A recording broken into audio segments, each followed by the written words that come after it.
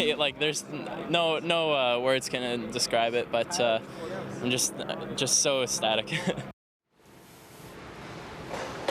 Elation after a medal-winning swim. There was Richard Weinberger taking bronze in the 2012 Summer Olympics in London in the open water 10K race. Punishing race, the longest distance there is for a swimmer.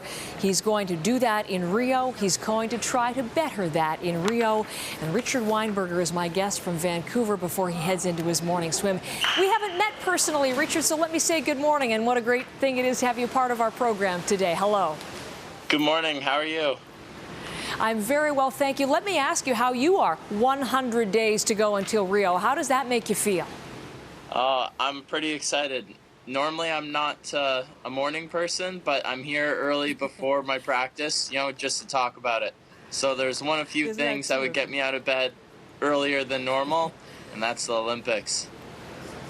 I bet. Listen, your return to the Olympics, and we'll talk about that. But since you mentioned morning practice, I am curious. 100 days out, you have to be fit. You have to be ready to race over 10K. So what's a morning practice for you to get set to train for a distance of that length?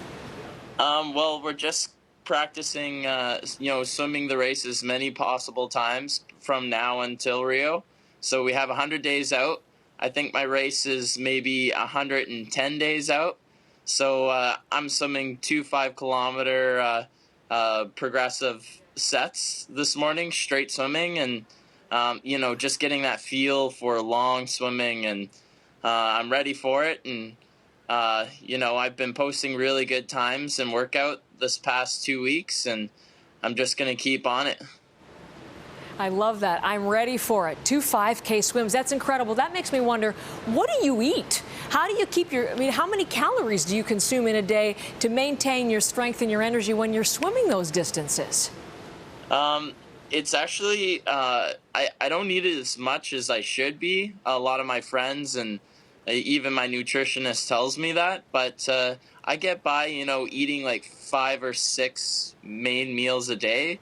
They're not as big as, the Michael Phelps diets. I like to eat more throughout the day, but it gives me the energy to get back here tonight at 1 o'clock and do another 4-hour workout. Isn't that incredible? I love the devotion. Tell me about the mind. I'm thinking of you in the open water. I'm imagining that it's cold sometimes. I'm imagining there's bad weather sometimes. I'm imagining, Richard, that there are creatures in the water that you're swimming in sometimes. How do you deal with that mentally? Pretty much race adrenaline pushes me through all the fears that I normally feel when I'm just training out in the ocean.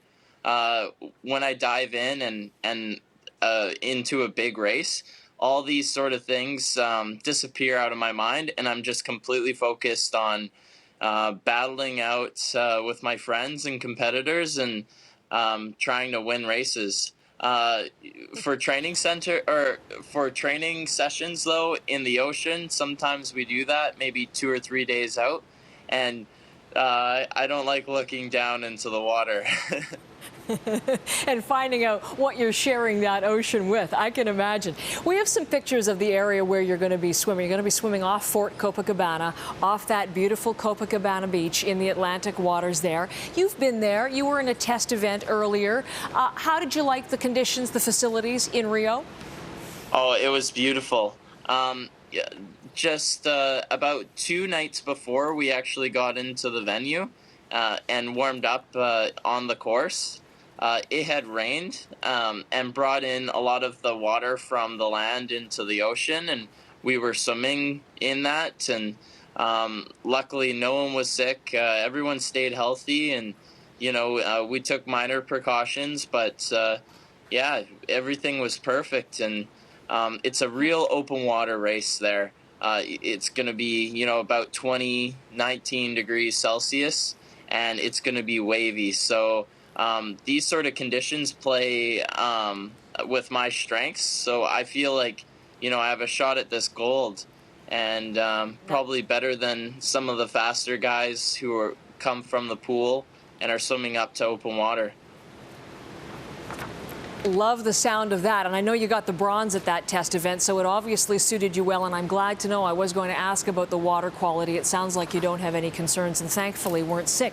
Do you see the Christ the Redeemer statue as you're swimming along there, Richard? Because I would imagine that would be really driving you on. Yeah, actually, that was pretty cool. When I was there for the test event, we took some time to go up there and just sneak some photos, and it was just beautiful. That's something that I always wanted to see in Rio, and hopefully when my parents are in Rio with me this year, I can go up there with them again and my girlfriend.